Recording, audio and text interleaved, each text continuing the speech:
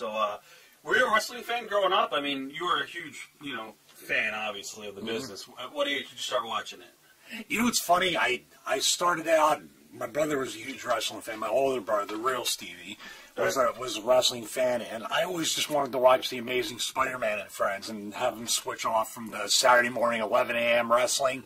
I think it was not even Wrestling Challenge, whatever it was, WWF before Wrestling Challenge, the old Saturday morning stuff, which they've reverted back. Now it's Saturday Morning Slam. It's funny because I used to always cry to my parents, with one TV in the house. I don't want to watch this. I want to watch Spider-Man and Friends or X-Men or whatever. And then just one day, what really caught my eye I think I was around 10 or 11 years old, was when NWA first, on Channel 17, yep. I think it was, in Philly. The first thing I saw was Jimmy Valiant running in on Paul Jones. And I didn't know who these guys were, but it was so gritty and different from probably what people, when they first saw ECW, were like, what is this? And just watched it, and it gave me chills thinking about it. I was like, I just remember it. And for some reason, that gritty atmosphere, and it looked like they were really fighting. And I was like, wow, this is cool now. And then I just was hooked. Now, did you go to old Civic Center shows too, NWA? That's a funny story. I never really went to many shows, didn't have much money growing up. I watched TV, but I saved my money up and went to one show. One show at the Civic Center, and I remember it because I joke with Jim Cornette all the time about it. September 10th, 1988.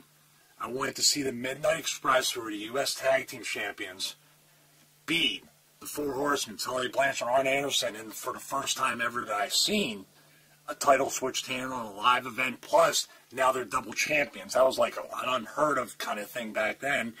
And I remember I left the Civic Center and made I don't know why I did it. I walked home to Port Richmond from the Civic Center. Wow. Because I couldn't get over it, and I just walked and thought, and I go, I really think I want to make this my life. I want to become a wrestler. That match, particularly on that night, that's why Cornette always says, don't blame me for that. But that made me think, this is exactly what I want to do with my life. Wow. That was the night Tully and Arn actually left, too, the company, too. I think they went to Vince after that. Yeah, I wasn't smart to that kind of stuff. I just remember, my God, the Midnight Express, there's no way they're going to win it. I was even smart enough to know, being a fan, they usually happen on TV, or right. I think pay-per-view was around back in '88. Hey, this is not going to happen, but to see it on a live event, to see that kind of title change where they have all the tag team titles, I was like, wow, this is really, really cool. Now, did you go to Spectrum shows for WWF when they came to town at all, or no? No, I didn't. The MSG network was on Prism, the local cable station. Right. I think I'm aging myself here to all this. I used to watch Prism Spectrum Wrestling all the time. Yeah, Spectrum Wrestling, and MSG had the New York Wrestling from the Garden, so it was cool because I didn't have to pay too much, and I got to see it a week or two after it happened.